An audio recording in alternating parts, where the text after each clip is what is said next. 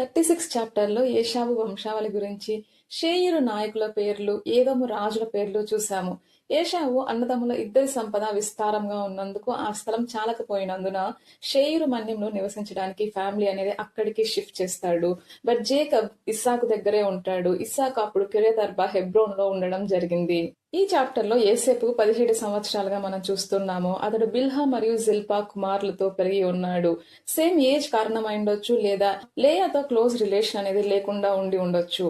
But ఒక్క విషయం మాత్రం క్లియర్, యేసేపు అంటే తన అన్నలు ఎవరికి కూడా ఇష్టం ఉండేది కాదు, పగ ఉండేది. ఎందుకు అన్నప్పుడు అందుకు 4 కారణాలున్నాయి. మొదటిది, యేసేపు అంటే వారి తండ్రికి యాకోబుకు చాలా ఇష్టము. అతని కోసం ఒక విచిత్రమైన నిలువు టంగిని కుట్టిస్తాడు యాకోబు. మిగిలిన వారందరికన్నా కూడా Jacob loved Joseph very much. ఎందుకు అంటే జోసెఫ్ వృద్ధాప్యమందు యాకోబుకు పుట్టిన కుమారుడిగా ఇక్కడ ఈ వచనంలో చూడొచ్చు. రెండవది, యోసేపు అన్నల ఇన్ఫర్మేషన్ గురించి, వారి క్రియల గురించి తన తండ్రికి ఇన్ఫర్మేషన్ చేరవేసేవాడు. మనం కూడా మన బ్రదర్స్, మన సిస్టర్స్ గురించి మన పేరెంట్స్ కి చెప్పాను అనుకోండి, అన్నదమ్ముల మధ్య, అక్క చెల్లెల మధ్య రిలేషన్ అనేది ఎలా ఉంటుందో మనందరికీ తెలిసిందే. మూడవది, జోసెఫ్ కి వచ్చిన కలలు. ఒక కలలో తన బ్రదర్స్ ధాన్యపు పనలు అనేవి తన ధాన్యపు పనలకు మొక్కాయి అని చెప్పడం, ఇంకో కలలో భాగంగా సూర్యచంద్రులు 11 నక్షత్రాలు యేసేపుకు సాష్టాంగ పడ్డాయి అని చెప్పినప్పుడు తన అన్నలు మాత్రమే కాకుండా యాకోబు కూడా కోప్పడతాడు యేసేపు మీద.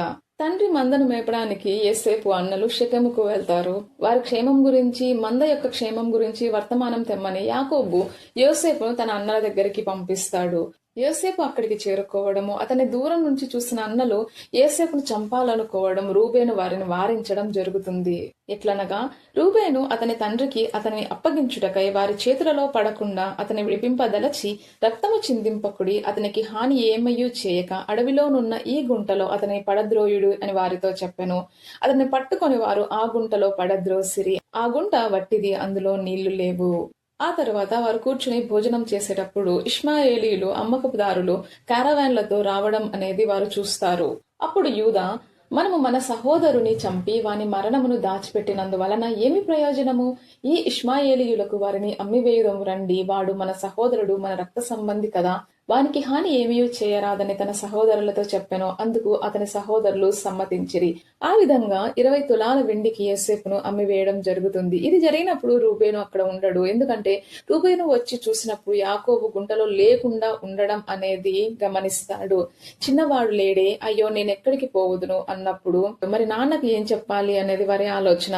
కాబట్టి యోసేపు యొక్క ఆ నిలువుట అంగీని మేక యొక్క రక్తంలో ముంచి దానిని యాకోబుకు చూపిస్తారు. అది చూసిన యాకోబు ఎంతగానో ఎన్నో రోజులు అంగులార్చినట్లు మనకి ఈ అధ్యాయంలో కనిపిస్తుంది. ఎంతగా అంటే అతని కుమారులు, అతని కుమార్తెలు అందరూ ఓదార్చడానికి ట్రై చేస్తారు, కానీ ఎవరు అతన్ని ఓదార్చలేకపోతారు.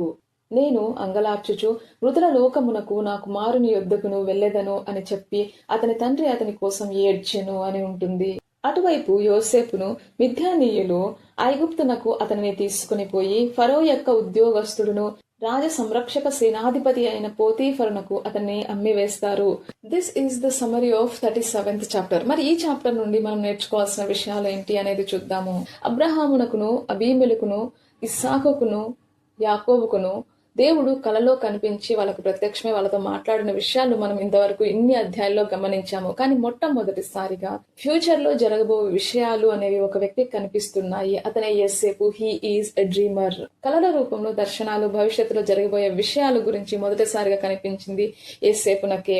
Not only here, later to we can see interpretation of dreams by Joseph.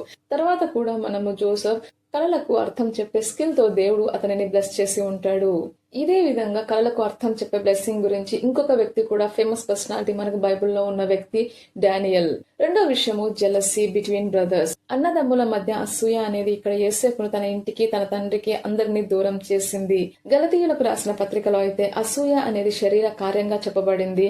మత్సరము ఎముకలకు కుళ్ళు అని, సాత్వికమైన మనసు శరీరమునకు జీవము. అదే విధంగా యాకోబులో అయితే సహింపనలవి కాని మత్సరమును, వివాదమును ఉంచుకొనిన వారైతే అతిశయపడకండి మీరు వాటిని బట్టి అని ఉంటుంది. చివరగా రూబేను మరియు యూదా ఇద్దరు కూడా వారి అన్నదమ్ములను వారించారు. వారు తమ సహోదరుని చంపకుండా, వారు హంతకులు కాకుండా వారి అన్నదమ్ములను రూబేను మరియు యూదా ఇక్కడ ఆపడం అనేది మనం గమనించవచ్చు. ఇంకో కయ్యూను ఇక్కడ క్రియేట్ అవ్వకుండా ఆగడం అనేది జరిగింది. మరి మనం కూడా అటువంటి అసూయ ద్వేషాలకు దూరంగా ఉండే విధంగా దేవుడే మనల్ని నడిపించులాగున ప్రార్థించుకుందాము. ప్రేమ నమ్మకం గల మా ప్రియ పరలోకమందున మా ప్రభువా, ఇంతవరకు నీ రెక్కల కింద మమ్మల్ని కాచి కాపాడి ఈ విధంగా నేను స్తుతించుటకు, నిన్ను ఘనపరచుటకు మాకు ఇచ్చిన ఈ అవకాశమును బట్టి, భాగ్యమును బట్టి వేలాది వందనములు, స్తుతులు, స్తోత్రములు మా తండ్రి. దేవా, మేము నడవాల్సిన త్రోవను మాకు తెలుపమని, అసూయ ద్వేషాల చేత ఏలబడుతున్నామేమో, సహించలేని మత్సరం చేత మేము ఏలబడుచున్నామేమో ప్రభువా, మాకు తోడుగా ఉండుమని, సాత్వికమైన మనస్సును మాకు ప్రసాదించమని, మేము అంగలార్చు సందర్భాలలో మాకు తోడై ఉండుమని, మాకు ఓదార్పు దయచేయమని, మా రోజువారీ ప్రతి పనులలోను ప్రతి క్రియల్లోనూ మాకు తోడుగా ఉండుమని, మమ్మల్ని నడిపించమని, నీకు ఆయాసకరమైన ప్రతి క్రియలకు మేము దూరంగా ఉంటూ నీకు అంగీకారమైన క్రియలనే మేము చేయొచ్చు.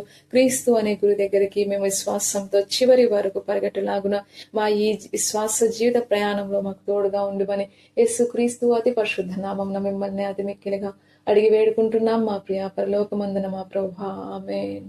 ఇదండి మనకు 37th చాప్టర్ ఆఫ్ జెనెసిస్ అనేది. రేపు 38th చాప్టర్ తో కలుద్దాము. Thank you so much for watching. See you tomorrow.